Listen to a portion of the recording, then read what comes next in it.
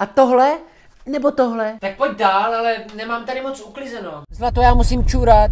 Fakt? Podívej, ta vypadá jak coura. A nevypadám v tom tlustá. Nečum na ní. Co na ní vidí? Nečum na ní. Ježiši, to je skvělý. Ne. Je.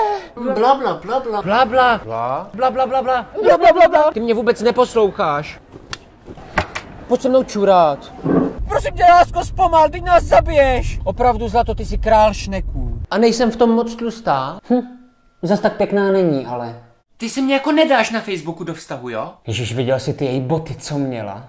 Zlato, kdo je Lenka Kučavíková? Musíme si promluvit. A proč jako lajkuje všechny tvoje statusy, A ví vůbec, že máš přítelkyni? Ne, fakt mi nic není. Ty se ale vůbec nezajímáš, jak mi třeba je. A měl jsi s ní někdy něco? To troubil na tebe? Ne, nahoru se mi nechce. No jo, typický chlap. No a koupila jsem si ten novej. Ups, teď jsem si prdla. Hele, neuvěříš, co se mi právě stalo. To mi to sluší. Zlatí, půjčil bys mi kreditku.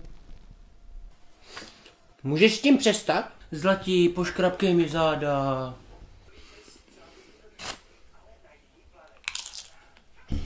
Můžeš to prosím tě stlumit, mně se chce spát. Kdo ti píše? Proč jsi zamkl telefon?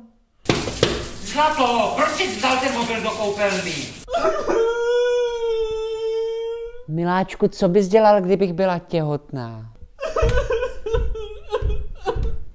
No rozumíš, a já jsem potom venčila ty psy a oni na mě celou dobu sakra!